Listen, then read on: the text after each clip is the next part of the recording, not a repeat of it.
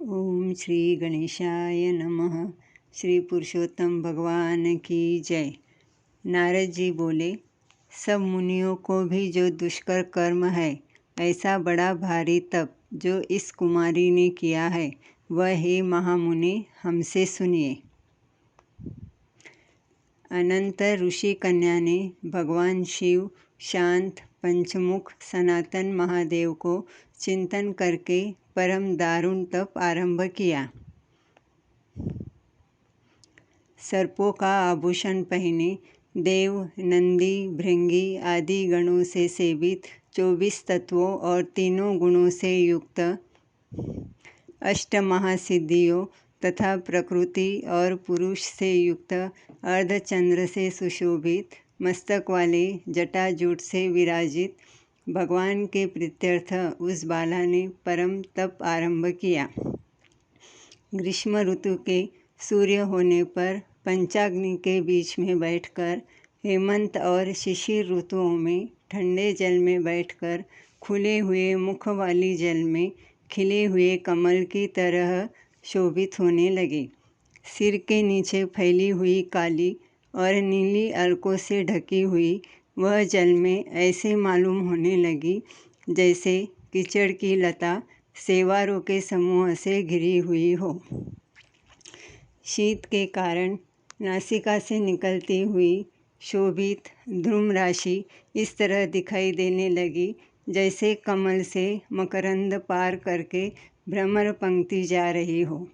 वर्षा काल में आसन से युक्त चौतरे पर बिना छाया के सोती थी और वह सुंदर अंग वाली प्रातः सायंकाल धूमपान करके रहती थी। उस कन्या के इस प्रकार के कठिन तप को सुनकर इंद्र बड़ी चिंता को प्राप्त भये। सब देवताओं से दुष्प्रदर्शा और ऋषियों से स्पृहणीया उस ऋषि कन्या के तप में लगे रहने पर हे नृपनंदन, हे क्षत्रिय भूषण, 9000 वर्ष व्यतीत हो गए। उस बाला के तप से भगवान शंकर ने प्रसन्न होकर उसे अपना इंद्रियातीत निज स्वरूप दिखलाया। भगवान शंकर को देखकर देह में जैसे प्राण आ जाए वैसे सहसा खड़ी हो गई और तप से दुर्बल होने पर भी वह बाला उस समय हष्टपुष्ट हो गई। बहुत वायु और घाम से क्लेश पाई हुई वह शंकर को बहुत अच्छी लगी और उस कन्या ने झुककर पार्वती पति शंकर जी को प्रणाम किया। उस विश्ववंदित भगवान का मानसिक उपचारों से पूजन करके और भक्ति युक्त चित्त से जगत के नाथ की स्तुति करने लगी। कन्या बोली, हे पार्वती प्रिय, हे प्राणनाथ, हे प्रभो, हे भर्ग, हे भूतेश, हे गौरीश, हे शंभो, हे सोम सूर्याग्नि नेत्र, हे तम, हे मेरे आधार, मुंडास्थि मालिन, आपको प्रणाम है। अनेक तापों से व्याप्त है, अंगों में पीड़ा जिसके, ऐसा तथा परम घोर संसार रूपी समुद्र में डूबा हुआ दुष्ट सर्पों तथा काल के तीक्ष्ण दांतों से डसा हुआ मनुष्य भी यदि आपके शरण में आ जाए तो मुक्त हो जाता है। हे विभो, जिन आपने बाणासुर को अपनाया और मरी हुई अलर्क राजा की पत्नी को जिलाया, ऐसे आप हे दयानाथ, भूतेश, चंडीश, भव्य भवत्राण, मृत्युंजय, प्राणनाथ, हे दक्ष प्रजापति के मख को ध्वंस करने वाले, हे समस्त शत्रुओं के नाशक, हे सदा भक्तों को संसार से छुड़ाने वाले, हे जन्म के हर्ता, हे प्रथम सृष्टि के कर्ता, हे प्राणनाथ, हे पाप के नाश करने वाले, आपको नमस्कार है। अपने सेवकों की रक्षा कीजिए। हे नृप, बड़ी भाग्यवती मेधावी की तपस्वी कन्या इस प्रकार मन से और वाणी से शंकर की स्तुति करके चुप हो गई। श्री कृष्ण बोले, कन्या द्वारा की हुई स्तुति सुनकर और उसके किए हुए उग्र तप से प्रसन्न मुख कमल सदाशिव कन्या से बोले, हे तपस्विनी, तेरा कल्याण हो। तेरे मन में जो अभिष्ट हो वर तू मांग। हे महाभागे, मैं प्रसन्न हूँ, तू खेद मत कर। ऐसा भगवान शंकर का वचन सुन वह कुमारी अत्यंत आनंद को प्राप्त हुई और हे राजन, प्रसन्न हुए सदाशिव से बोली। कन्या बोली, हे दीनानाथ, हे दया सिंधु, यदि आप मेरे ऊपर प्रसन्न हैं तो हे प्रभु, मेरी कामना पूर्ण करने में देर न करें। हे महादेव, मुझको पति दीजिए, पति दीजिए, पति दीजिए। मैं पति चाहती हूँ, पति दीजिए। मैंने हृदय में और कुछ नहीं सोचा है। वह ऋषि कन्या इस प्रकार महादेव से कहकर चुप हो गई। तब यह सुनकर महादेव जी उससे बोले। शिव बोले, हे मुनि कन्यके, तूने जैसा अपने मुख से कहा है वैसा ही होगा, क्योंकि तूने 5 बार पति मांगा है। अतः हे सुंदरी, तेरे 5 पति होंगे और वे 5 वीर, सर्वधर्मवेत्ता, सज्जन, सत्य पराक्रमी, यज्ञ करने वाले, अपने गुणों से प्रसिद्ध, सत्य प्रसिद्ध, जितेंद्रिय, 13 मुख देखने वाले, सभी क्षेत्रीय और गुणवान होंगे। श्री कृष्ण बोले, न तो अधिक प्रिय न तो अधिक अप्रिय। ऐसे महादेव के वचन को सुनकर बोलने में चतुरा कन्या झुककर बोली।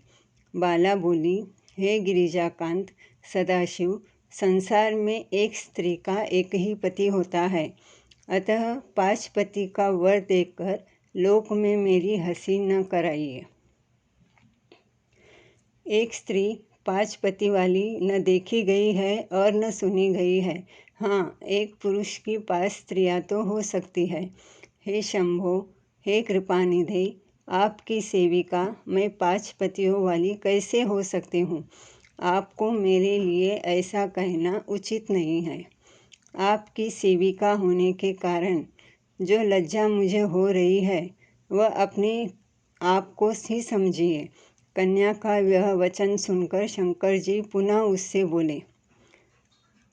शंकर जी बोले, हे भीरु, इस जन्म में तुझे पति सुख नहीं मिलेगा।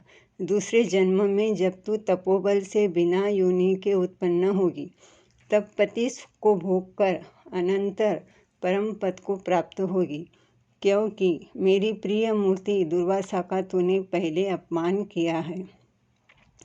हे सुभ्रु, वह दुर्वासा यदि क्रोध करे तो 3 भवनों को जला सकते हैं। सो तूने अभिमानवश ब्रह्म तेज का मर्दन किया है।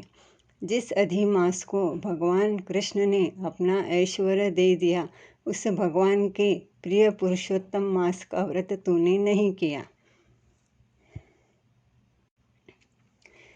मैं ब्रह्मा आदि से लेकर सब देवता, नारद आदि से लेकर सब तपस्वी जिसकी आज्ञा सदा मानते चले आए हैं, हे बाले, उसकी आज्ञा का कौन उल्लंघन करता है? लोक पूजित पुरुषोत्तम मास की दुर्वासा की आज्ञा से तूने पूजा नहीं की है। हे मूढ़े द्विजात्मजे, इसीलिए तेरे 5 पति होंगे। हे बाले, पुरुषोत्तम के अनादर करने से अब अन्यथा नहीं हो सकता है। जो उस पुरुषोत्तम की निंदा करता है वह रौरव नरक का भागी होता है। पुरुषोत्तम का अपमान करने वाले को विपरीत ही फल होता है। यह बात कभी अन्यथा नहीं हो सकती है। पुरुषोत्तम के जो भक्त हैं वे पुत्र, पौत्र और धन वाले होते हैं और वे इस लोक को तथा परलोक की सिद्धि को प्राप्त हुए हैं, प्राप्त होंगे और प्राप्त हो रहे हैं। और हम सब देवता लोग भी पुरुषोत्तम की सेवा करने वाले हैं।